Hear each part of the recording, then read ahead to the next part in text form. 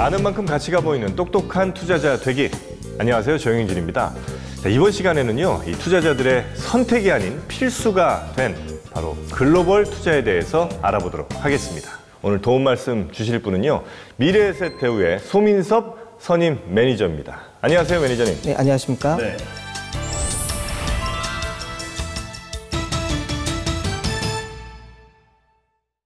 요즘 뭐 국내 시장도 굉장히 좀 어렵다 이런 분들도 이제 있고 조금 뭐 좋아졌다 이런 분들도 계신데 글로벌 투자 쪽으로 생각하시는 분들도 적지 않은 것 같더라고요. 그런데 글로벌 투자하면 정확하게 뭘 얘기하는지 개념을 한번 좀 먼저 설명해 주시면 좋을 것 같습니다. 네, 글로벌 투자라는 게 사실 새로운 개념은 아닙니다. 과거 2006년 중국을 비롯한 이머징 주식붐이 일어나면서 해외 펀드 투자는 투자자들에게 익숙한 수단이 되었죠. 네. 하지만 현재의 글로벌 투자가 과거의 그것과 좀 다른 점이 있습니다.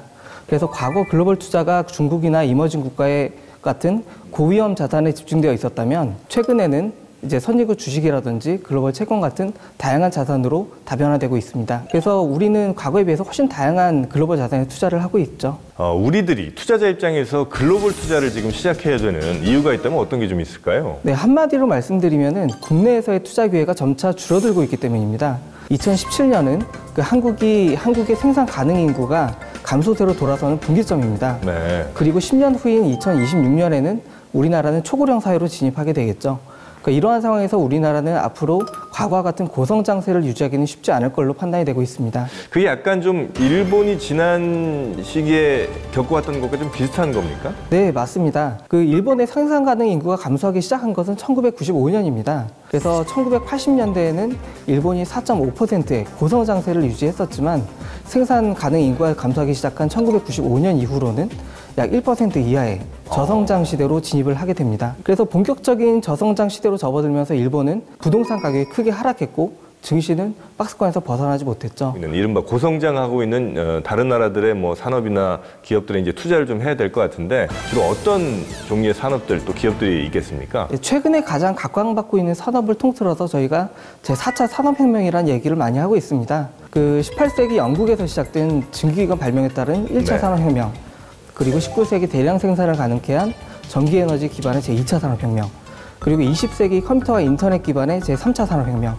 그리고 제4차 산업혁명은 인공지능, 그리고 사물 인터넷, 빅데이터 등 최근에 새로운 기술에서 촉발된 변화를 뜻하고 있습니다. 그리고 아마 최근에 이제 자율주행차라든지 아니면 음성인식 스피커 등에 대해서도 많이 들어보셨을 것 같은데요. 네. 이제 이것이 바로 제4차 산업의 핵심 기술들이 네. 우리 생활에 조금씩 침투하고 있는 그런 증거라고 할 수 있을 것 같습니다. 그런 나라들에 내가 투자를 하려면 어떻게 가능한 거죠? 그러니까 뭐 어떻게 해야 되는지 방법을 전혀 지금 저는 모르겠거든요. 네. 구글이라든지 아마존, 그리고 뭐 페이스북 같은 이런 실리콘밸리의 이제 인터넷 플랫폼 기반의 IT 기업들이 네. 최근에 각광을 받고 있습니다. 그리고 아마 유니콘 기업이라는 말도 한번 들어보셨을 것 같은데요. 네네. 이 유니콘 기업이란 것은 이제 설립된 지 10년 이내, 하지만 10억 불 이상의 가치를 인정받고 있는 기업들을 의미합니다. 사실 우리나라에는 유니콘 기업이 전무한데요. 지금 전 세계, 해외에는 한 200여 기업들이 유니콘 기업으로 인정을 받고 있습니다. 약간 좀 아픈 기억이 있잖아요. 뭐 글로벌 금융위기라든지 네, 이런 맞습니다. 것 때문에 자칫 좀 우려되는 부분도 없지 않아 있거든요. 그래서 어떤 투자 기준, 그러니까 투자국을 고를 때 어떤 기준들을 좀 가져야 되는지 이것도 좀 소개를 해주시면 좋을 것 같습니다. 네, 한 가지 자산에 집중해서 투자하는 것보다는 여러 가지 자산에 나누어 투자하는 것이 위험을 줄일 수 있는 방안일 것입니다. 네. 중국이나 브라질, 러시아 같은 이머징 국가들의 주식시장은 장기적으로는 높은 성장세에 따른 고수익이 기대되지만 단기적으로는 급등이나 급락할 수 있습니다.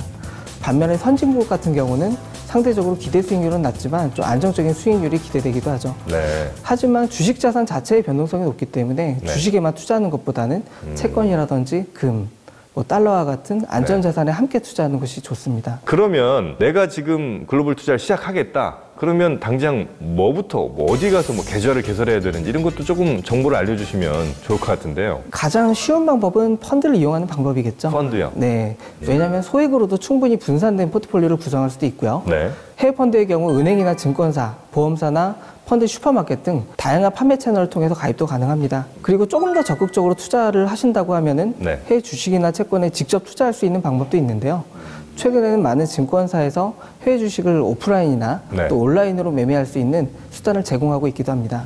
당연히 뭐 좋은 면이 많이 있겠지만 또 부정적인 면도 없지 않아 있을 것 같은데 그런 투자를 하는 데 있어서 좀 주의해야 될 점이 있다면 어떤 게 있을까요? 글로벌 투자할 때 가장 주의해야 할 점이 바로 환 리스크입니다. 환 리스크. 네. 네. 환율은 변동성이 매우 큽니다. 최근에 보면은 이제 환율의 변동성이 오히려 주식의 변동성보다 높은 경우도 많은데요. 투자한 자산의 가격이 상승하더라도 오히려 환율로 인해서 손실을 보는 경우도 있습니다. 두 번째는 세금입니다. 세금이요? 네.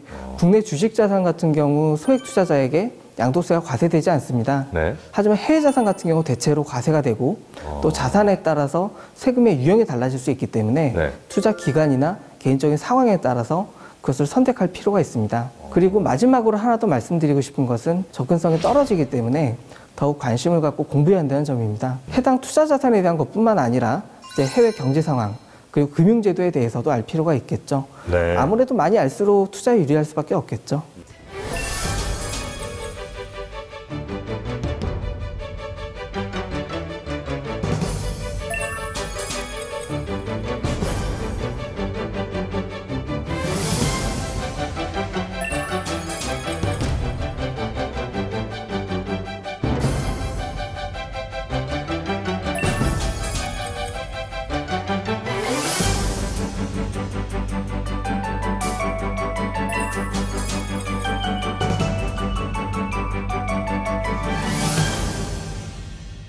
네, 글로벌 투자를 잘 활용한다면 이 국내 투자에만 집중했던 것의 그 위험성을 상당히 좀 분산할 수 있을 것 같습니다. 자, 글로벌 투자 역시도 똑똑하게 잘 적응하시기 바라면서 오늘 순서는 여기서 마치겠습니다. 함께해 주신 여러분 고맙습니다. 네, 감사합니다.